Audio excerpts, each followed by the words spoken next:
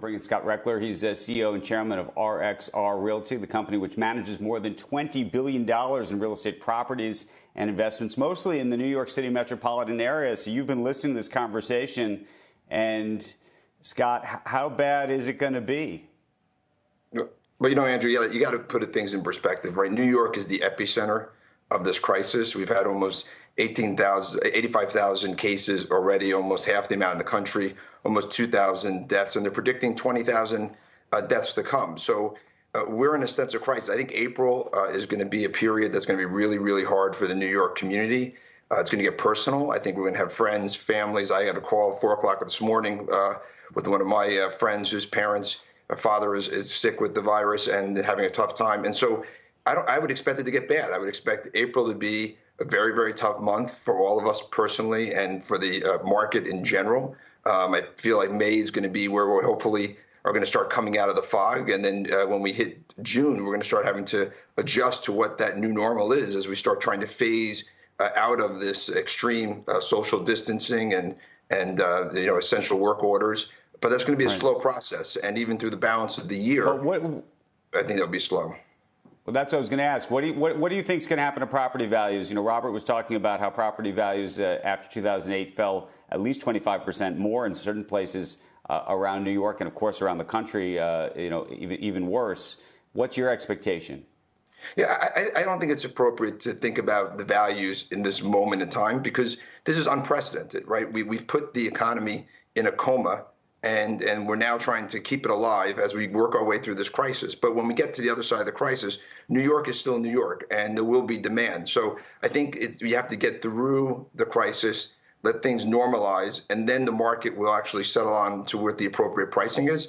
And so I would think not until next year will we really be able to see what that pricing was. Remember, 2008, we had the banking crisis, as you know well, and there's a tremendous amount of financial distress around that. Right. I think as we come back and the economy starts working its way back in 2021, the markets will recover and we'll get some price clarity.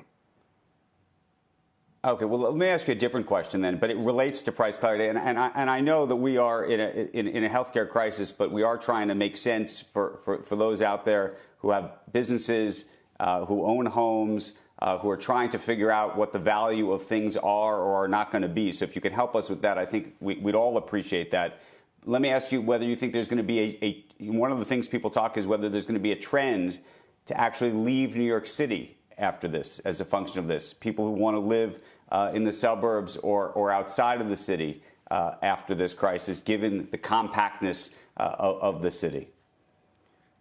Just like after 9/11, there's going to be a recalibration of what the new normal and the social norms are, and densification is going to be something that people are going to have to come to terms with and how that's going to be, right? And I think we see it already in the office business where we've had some of our large tenants call us, and the way that they have had focus in the past was to densify the space to get as many people in the same amount of space. And now they're concerned as they're bringing people back to work, they can't have traders sitting 6 inches apart from each other.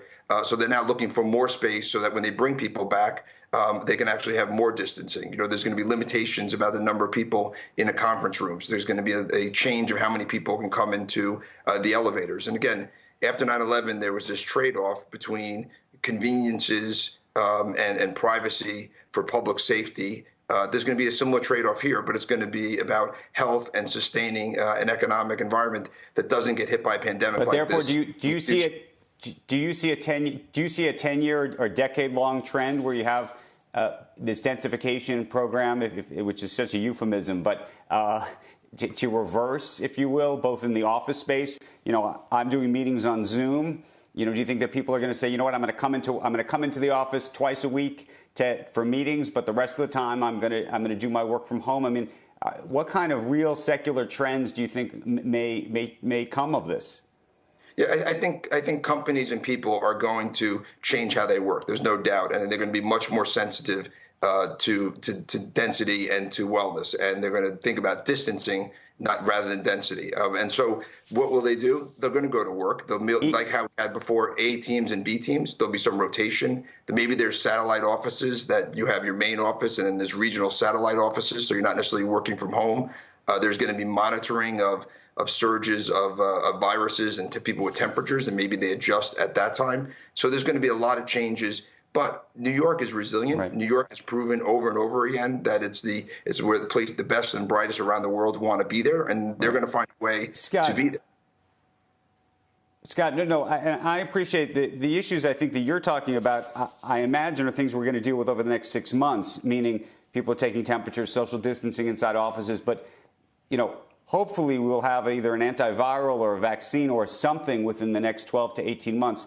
I think what I'm trying to get at is the sort of bigger picture. 5 years from now, do you think that what's happened in this experience is going to change the way people buy real estate, where they want to be, whether they want to live in the suburbs or live in the city, whether they're going to go to the office the same way they used to? I mean, when you talk to people, what are you thinking in that regard? Yeah, listen, I think it's going to change. It's going to change the way that people live. It's going to change the way that people work, because even 5 years from now, they're going to be concerned of another pandemic, right? We've now had this experience and see how extreme it impacts our lives.